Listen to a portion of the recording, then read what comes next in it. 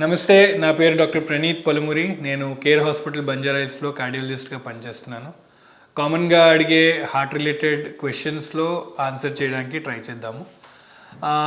Patient సాధారణంగా అడిగే question, blockages ఉన్నప్పుడు స్టెంట్ చేయాలా, అవసరం ఉందా లేదా, ఎంత పర్సంటేజ్ బ్లాకేజ్ ఉంటే స్టెంట్ చేయాలా లేదా సర్జరీ చేయాలా, ఏది బెటర్ అనేవి సాధారణంగా ఉండే క్వశ్చన్స్ లేదా సెకండ్ ఒపీనియన్ కోసం వస్తూ ఉంటారు. ఒక వ్యక్తికి బ్లాకేజెస్ అనేవి ఎప్పుడు స్టార్ట్ అవుతాయి, ఎలా స్టార్ట్ అవుతాయి, ఎప్పుడు వాటిని ఇంటర్వీన్ చేయాలనేది పేషెంట్ సిమ్టమ్స్ బట్టి ఉంటాయి. మామూలుగా బ్లాకేజెస్ ఏజ్తో పాటు అందరికీ వస్తూనే ఉంటాయి. అండ్ చాలా బ్లాకేజెస్ పేషెంట్కి ఇబ్బంది పెట్టకపోవచ్చు. కొన్ని బ్లాకేజెస్ పేషెంట్కి ఇబ్బంది పెట్టే అవకాశం ఉంటుంది. ఆ ఇబ్బంది అంటే సాధారణంగా చెస్ట్ పెయిన్ రావడం కానీ, ఆయాసము లేదా అలసట, అది కూడా ఏదైనా ఒత్తిడి పెట్టినప్పుడు, like normal day to day walking కానీ డే టు డే యాక్టివిటీస్లో ప్రాబబ్లీ ఇబ్బంది పెట్టకపోవచ్చు. బట్ కొంచెం అప్హిల్ ఏదైనా మెట్లు ఎక్కడం కానీ ఎత్తు లాంటి ప్రదేశాలు చేయడము లేదా అన్యూజువల్ ఫిజికల్ యాక్టివిటీ చేసినప్పుడు ఏదైనా ఇబ్బంది ఉంటే అవకాశం ఉండొచ్చు. సో పేషెంట్కి ఏదైనా ఇబ్బంది ఉంటే ఆ బ్లాకేజ్ని ఇంటర్వీన్ చేయాల్సిన అవసరం ఉంది. ఒకవేళ ఆ బ్లాకేజ్ ఇబ్బంది పెట్టకపోతే ఆ బ్లాకేజ్ని ఇంటర్వీన్ చేయాల్సిన అవసరం లేదు. ప్రతి బ్లాకేజ్కి స్టెంట్ చేయాల్సిన అవసరం లేదు. సాధారణంగా ఫస్ట్ టైం బ్లాకేజెస్ ఒకవేళ పేషెంట్కి ఇబ్బంది పెట్టినప్పుడు మందులతోటి దాన్ని ట్రై చేయాల్సిన అవసరం ఉంటుంది. మందుల్లో కొన్ని ఇబ్బంది పెట్టకుండా ఉండే మందులు స్టార్ట్ చేస్తాము. మందులతో సాధారణంగా 70-80% ఆఫ్ పేషెంట్స్కి ప్రాబ్లం క్లియర్ అయిపోయే అవకాశం ఉంటుంది.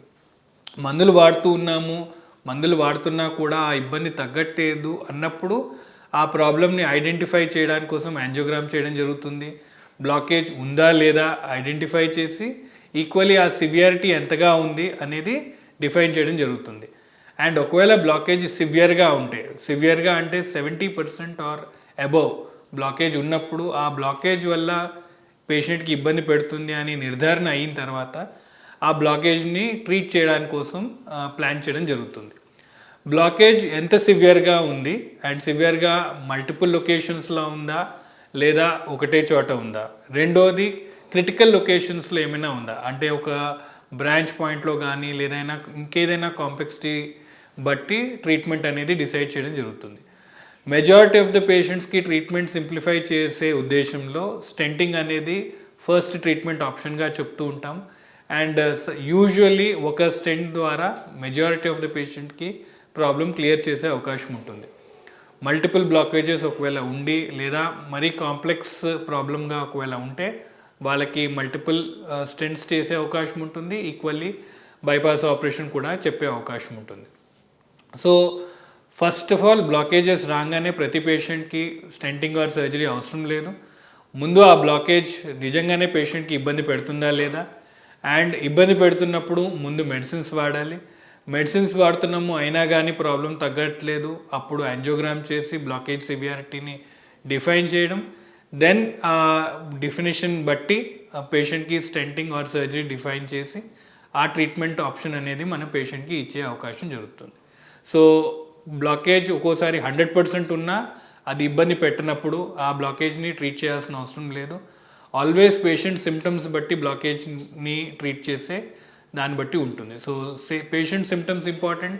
పేషెంట్కి సిమ్టమ్స్ లేకపోతే ఆ బ్లాకేజెస్ని ఇంటర్వీన్ చేయాల్సిన అవసరం లేదు, స్టెంటింగ్ కానీ బైపాస్ చేయాల్సిన అవసరం లేదు. సో ఒక వ్యక్తికి ప్రాబ్లం ఐడెంటిఫై అయింది, మందులు తోటి ప్రాబ్లం రెక్టిఫై అవ్వట్లేదు అండ్ ఆ బ్లాకేజ్ సివియర్గా ఉంది అండ్ స్టెంట్ చేయాలి అనే డెసిషన్ ఒకసారి వచ్చిన తర్వాత ఆ పేషెంట్కి స్టెంట్ అనే ప్రొసీజర్ చేయడం జరుగుతుంది. స్టెంట్ చేయడం అనే ప్రొసీజర్ మా లాంగ్వేజ్లో పర్క్యూటేనియస్ కారోనరీ ఇంటర్వెన్షన్ ఆర్ PCI అంటాము. ఈ ప్రొసీజర్ అనేది సింపుల్గా అవుతుంది, లోకల్ ఎనస్థీషియాలోనే జరుగుతుంది. చేతి రక్తనాళం లేదా కాళ్ళలో ఉన్న రక్తనాళం ద్వారా ఆ ప్రొసీజర్ చేయడం జరుగుతుంది. లోకల్ ఎనస్థీషియా పద్ధతి చేయడం ద్వారా పేషెంట్కి ఎనస్థీషియా లేదు, పేషెంట్ కాన్షియస్గానే ఉంటారు. ప్రొసీజర్ అవుతున్నంతసేపు డాక్టర్ తోటి ఇంటరాక్ట్ అవ్వచ్చు అండ్ ఎటువంటి డిస్కంఫర్ట్ లేకుండా ప్రొసీజర్ సింపుల్గా జరుగుతుంది. స్టెంట్స్ అనేవి ఈ మధ్య దొరికే స్టెంట్స్ అనేవి అన్నీ డ్రగ్ కోటెడ్ స్టెంట్సే ఉంటున్నాయి. వేరే వేరే కంపెనీ ఇండియాలోనూ తయారవుతున్నాయి, అలాగే ఫారెన్లో కూడా తయారయ్యే స్టెంట్స్ ఏదైనా మనం వాడే అవకాశం ఉంది. అండ్ స్టెంట్స్ మోరలెస్ ఏదైనా యూజ్ చేయొచ్చు. ఏ స్టెంట్ వాడాలి అనేది సాధారణంగా ఉండే క్వశ్చన్. స్టెంట్స్లో ముఖ్యంగా మనం చూసేవి డ్రగ్ కోటెడ్ స్టెంట్సా లేకపోతే బేర్ మెటల్ స్టెంట్సా అనేది మనం గమనించాల్సిన అవసరం ఉంది. ఈ మధ్యకాలంలో హార్ట్లో వాడే స్టెంట్స్ ఏవి డ్రగ్ కోటెడ్ స్టెంట్సే వాడుతున్నాము, బేర్ మెటల్ స్టెంట్స్ వాడటం లేదు. అండ్ ఆ డ్రగ్స్లో వేరే వేరే మార్పులు చేర్పుల ద్వారా కొంచెం జనరేషన్స్ మారుతున్నాయి. ఎలా అయితే ఫోన్స్లో కూడా మనము ప్రతి సంవత్సరం చిన్న చిన్న మార్పులతో జనరేషన్స్ ఎలా అయితే మారుతున్నాయో, అదేవిధంగా స్టెంట్స్ తయారీలో కూడా చిన్న చిన్న మార్పులతో కొన్ని టెక్నిక్స్ చేంజ్ అవడం ద్వారా, కొంచెం అడిషనల్ టెక్నాలజీ వాడడం ద్వారా చిన్న చిన్న మార్పులు చేర్పులు ఉంటున్నాయి. బట్ పెద్దగా చూస్తే ఏ స్టెంట్ వాడినా కూడా దాంతో ఉండే మేజర్ డిఫరెన్స్ ఏదైతే ఉందో అది పెద్దగా మార్పేం లేదు. సాధారణంగా డాక్టర్ గారు కరెంట్గా ఏదైతే అవైలబుల్ స్టెంట్స్ ఉంటాయో అవే పేషెంట్కి వాడడం జరుగుతుంది. స్టెంట్ ఒక ఫారెన్ మెటీరియల్ కాబట్టి స్టెంట్ వేసుకున్న పేషెంట్ తీసుకోవాల్సిన జాగ్రత్తలు చాలా ఇంపార్టెంట్. యూజువల్లీ ఒక స్టెంట్ ఫారెన్ మెటీరియల్ కాబట్టి బాడీ ఫారెన్ మెటీరియల్స్ని యాక్సెప్ట్ చేయదు. బాడీ ఎప్పుడైతే ఫారెన్ మెటీరియల్ బాడీలో ఇంట్రడ్యూస్ అయినప్పుడు దాన్ని రిజెక్ట్ చేయడానికి ట్రై చేస్తుంది. రిజెక్ట్ చేసే విధానం బ్లడ్ క్లాట్ అయ్యే ప్రమాదం ఉంటుంది. స్టెంట్ మీద బ్లడ్ క్లాట్ అయితే ఆ బ్లడ్ ఫ్లో అనేది ఆగిపోయి పేషెంట్కి హార్ట్ అటాక్ వచ్చే అవకాశం ఉంటుంది. సో స్టెంట్ క్లాట్ అవ్వకుండా ఉండడానికి కోసం పేషెంట్కి బ్లడ్ థిన్నర్స్ ఇవ్వడం జరుగుతుంది. స్టెంట్ పెట్టుకున్న ప్రతి పేషెంట్ 1 సంవత్సరం పాటు 2 బ్లడ్ థిన్నర్స్ వాడాల్సిన అవసరం ఇంపార్టెంట్. బ్లడ్ థిన్నర్ వాడకపోతే స్టెంట్ క్లాట్ అవుతుంది, అండ్ స్టెంట్ క్లాట్ అయిపోతే మళ్ళీ హార్ట్ అటాక్ వచ్చే ప్రమాదం ఉంది. సో ఏదైతే వ్యక్తి స్టెంట్ వేసుకుంటారో బ్లడ్ థిన్నర్స్ వాడాల్సిన అవసరం ఖచ్చితంగా ఉంది. ఏదైనా కారణం ద్వారా బ్లడ్ థిన్నర్ ఒకవేళ వాడని పరిస్థితి ఉంటే ఆ వ్యక్తికి స్టెంట్ పెట్టించుకోకూడదు. సో ఎలాంటి ప్రాబ్లం ఏదైనా ఉంటే డాక్టర్కి ముందుగానే ఇన్ఫామ్ చేయాల్సిన అవసరం ఉంది. ఒక పేషెంట్కి ఏదైనా బ్లీడింగ్ ప్రాబ్లం ఉంది, లేదా బ్లడ్ థిన్నర్ తోటి ఏదైనా ఎలర్జీ రియాక్షన్ ఉంది, లేదా ఇంకేదైనా కారణం ద్వారా బ్లడ్ థిన్నర్స్ వాడని పరిస్థితి ఉన్న వాళ్ళల్లో స్టెంట్ పెట్టడం అనేది ప్రమాదం జరుగుతుంది. సో అలాంటి ప్రాబ్లం ఏమైనా ఉంటే ముందుగానే డాక్టర్కి చెప్పాల్సిన అవసరం ఉంది. తద్వారా వచ్చే ప్రాబ్లమ్ని మనం ముందుగానే ఐడెంటిఫై చేసి ప్రివెంట్ చేసే అవకాశం ఉంటుంది. స్టెంట్ వేసుకున్న వాళ్ళు బ్లడ్ థిన్నర్స్తో పాటు అలాగే అదనంగా కూడా టాబ్లెట్స్ వాడాల్సిన అవసరం ఉంది. ఒక వ్యక్తికి బ్లాకేజెస్ ఎందుకు వచ్చాయి, ఆ బ్లాకేజెస్కి తగినట్టు రిస్క్ ఫ్యాక్టర్స్ని కూడా మనం ట్రీట్ చేయాల్సిన అవసరం ఉంది. స్టెంట్ వేసుకున్న తర్వాత ఎన్ని రోజులు పనిచేస్తుంది అండ్ తర్వాత తీసుకోవాల్సిన జాగ్రత్తలు ఏంటి కూడా ఈక్వల్ ఇంపార్టెంట్.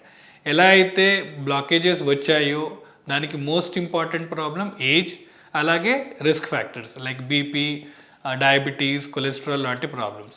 ఆ రిస్క్ ఫ్యాక్టర్స్ని ఒకవేళ మనం సరిగ్గా మేనేజ్ చేయకపోతే, ఆ రిస్క్ ఫ్యాక్టర్స్ని సరిగ్గా కంట్రోల్ పెట్టకపోతే మళ్ళీ కొత్త బ్లాకేజెస్ ఈక్వల్లీ వచ్చే అవకాశం ఉంటుంది.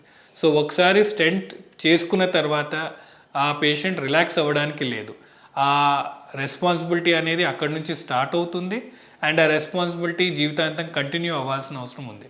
ఆ స్టెంట్ మెయింటైన్ చేయడానికి కోసం బ్లడ్ థిన్నర్స్ ఎలా అయితే వాడడం ఈక్వల్లీ ఇంపార్టెంటో, అదేవిధంగా రిస్క్ ఫ్యాక్టర్స్ ఏవైతే ఉన్నాయో వాటిని కంట్రోల్ చేయాల్సిన అవసరం ఉంది.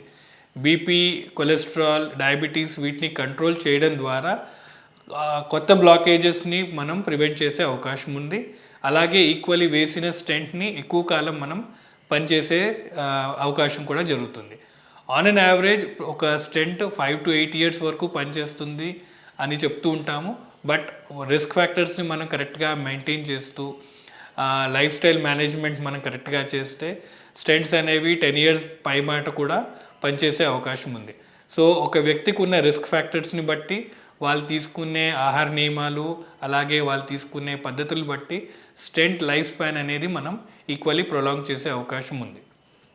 అండ్ స్టెంట్స్ అందరికీ ఒక్కోసారి అవసరం రాకపోవచ్చు. మల్టిపుల్ బ్లాకేజెస్ ఒకవేళ ఉంటే వాళ్ళకి కొన్నిసార్లు బైపాస్ ఆపరేషన్ కూడా చేయడానికి మనం సజెషన్ చేయడం జరుగుతుంది.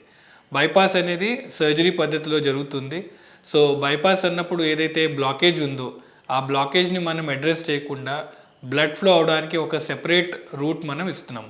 ఎలా అయితే మనం ట్రాఫిక్లో చూసినప్పుడు ఒకవేళ ట్రాఫిక్ జామ్ అయినప్పుడు మనం ఫ్లైఓవర్ ఎలా అయితే వేసి ఆ ప్రాబ్లమ్ని మనం రెక్టిఫై చేస్తున్నామో, అలాగే బైపాస్లో బ్లాకేజ్ని మనం టచ్ చేయకుండా వేరే రక్తనాళం మనం అటాచ్ చేసి బ్లడ్ ఫ్లో అవడానికి ఒక separate route or separate track మనం క్రియేట్ చేయడం జరుగుతుంది.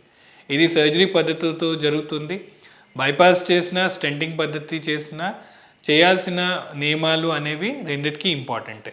సో మందులు వాడాలి, రిస్క్ ఫ్యాక్టర్స్ని మనం మేనేజ్ చేయాలి, అలాగే డాక్టర్తో ఫ్రీక్వెంట్గా సంప్రదించి ఈ అడ్జస్ట్మెంట్స్ అనేవి తరచూ చేయాల్సిన అవసరం ఉంటుంది.